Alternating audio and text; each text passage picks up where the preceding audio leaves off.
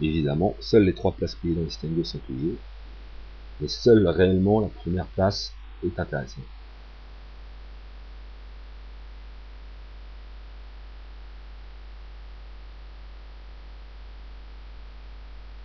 Donc là, on a S7 au bouton, les blindes peuvent augmenter. On va essayer de les voler. On a tout d'avance en copie. Et on ramasse les blindes. Le vol des blindes en tournoi est très important pour se maintenir. Parce que on n'aurait jamais assez de mains dans un tournoi. Si vous attendez que les grosses mains, ça va être très difficile pour vous de gagner un tournoi, on n'en voit pas assez. Donc pour se maintenir, très souvent en position, il faut faire un vol de blindes. Alors là, ça va me surprendre, les rois dames, je vais passer. Malgré que j'ai la position. Tout simplement parce que c'est Hook qui attaque. Je peux pas le sur-relancer parce que s'il me revient à tapis, ça va me faire une grosse déconvenue à mon stack. C'est pas la bonne occasion.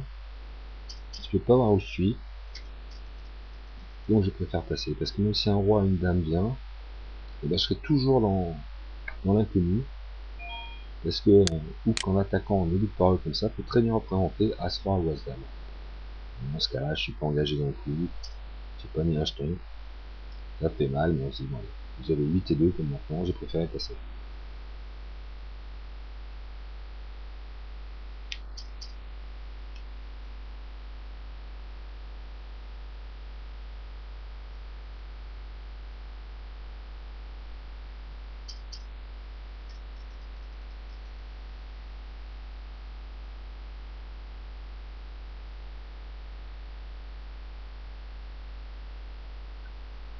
Donc nous sommes encore 8 joueurs à la table.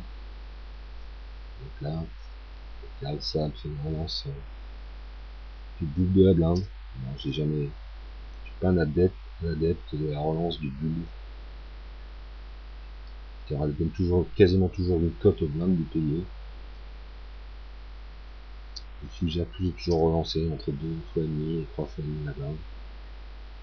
Ceci étant, il est vrai que quand on a un gros tapis et que les blindes sont grosses, et qu'on est dans une période de vol de blindes, là-haut. Même sur la dernière, la 9. Bon, malgré ça, je trouve pas ça que ce soit si bien joué. 180 avec As 10. On est plutôt 3 fois la vol blinde. Alors on est payé tout de suite et très rapidement, un instant collé. Donc là, il va falloir là faire très attention. En plus, nos amis nous couvre, il va me gagner un coup, il n'a pas une confiance, il rentre avec des mains un peu farfelues. On a touché le 10, on va tout de suite voir où on en est. On va miser 2 tiers du pot. On a payé. Maintenant il y a 3 carreaux. On va réfléchir un peu. On va réfléchir, faire croire qu'on réfléchit. Checker derrière. Parole. Alors ici dans ce cas là on pourrait faire ce qu'on appelle un bloc bet, c'est-à-dire miser un peu pour juste se faire payer, pour pas avoir à payer une grosse mise. Là malheureusement on est relancé, 240 seulement, il nous reste 1080 dans un pot, sûrement les carreaux, sûrement on va passer.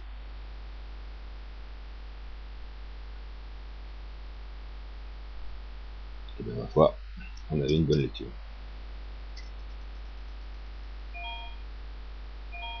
Et oui, je vous disais le bloc bet. Pourquoi un bloc bet? Parce que si on a un jeu, on serait peut-être quasiment envie de payer. Voilà, si je check et que mon adversaire fait 500, je vais être censé payer les 500 pour éviter que je me fasse bluffer. Donc dans ces cas-là, autant faire ce qu'on appelle un bloc bet, c'est-à-dire miser un peu. Mais ça, si votre adversaire a peur, il va sur Roland, il va juste payer. Et même si vous avez perdu qu'un petit bet par rapport au gros bet qu'il aurait pu faire. Et vice versa, si vous surrelance, c'est que logiquement vous avez perdu. Je dis logiquement parce que là vous avez vu que j'ai quand même réfléchi. Donc là on se retrouve dans une position inconfortable. Et ça va être le moment de prendre plus de risques. À la limite, pour un commentaire de ce tournoi, c'est peut-être intéressant aussi. Plus amusant de gagner. Mais bon, c'est ça, on fait dans les stratégies, on est petit à petit. On a 10 grosses mains, quand même assez faible. Donc ici, on pourrait tenter ce plus play, mais avec une F7, c'est pas forcément la main, autant aller voir un flop qu'on n'a pas touché. Enfin, on va l'abandonner. Heureusement, maintenant, on va pouvoir jouer de plus en plus serré.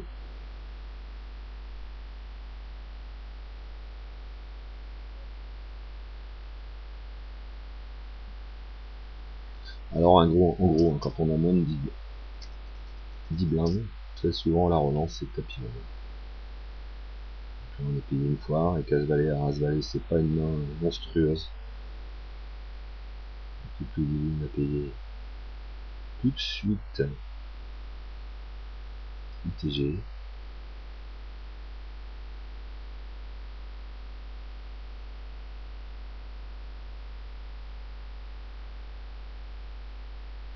Mais bon, il y avait Divine, je joué des choses. Non, là on est dans une situation un peu complexe.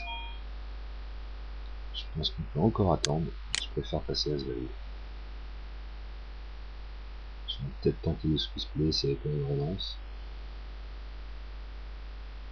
On saura jamais.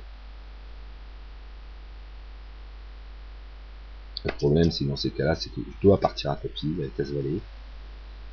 Et je vais très certainement être payé par mon adversaire à Ida OG. C'est pas simple. C'est pas simple parce que bon, je vais battre quoi, As-10, roi dame, je vais être à 50-50 contre toutes les paires en dessous du valet, et je vais être largement dominé par toutes les paires au-dessus et tous les As roi As dame. Donc j'estime que j'ai pas assez de, j'ai quasiment pas de fold equity et je n'ai pas assez de mains que je puisse battre.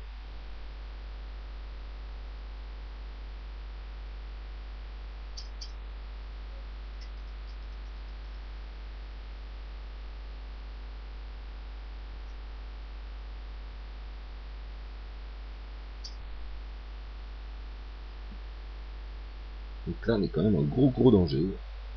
Donc maintenant il va falloir prendre des risques. On va plus avoir à se poser de questions, à la moindre main il va falloir envoyer.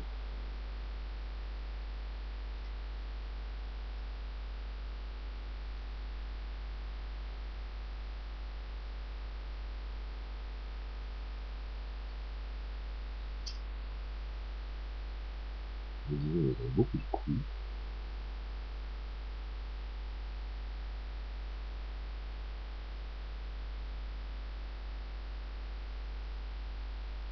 On a perdu que 3 joueurs à la table. Hein.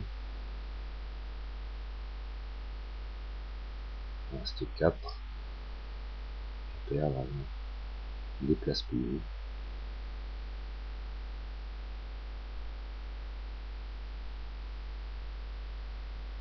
Du coup, je vais ici, on est en game. Et on va faire un as-roi. Donc là, on a deux possibilités. Soit on envoie tapis, pour faire croire qu'on n'a pas grand chose. Voilà, on va être payé direct. Alors maintenant, c'est à la vista, s'il y a une paire, on est perdu. C'est le poker.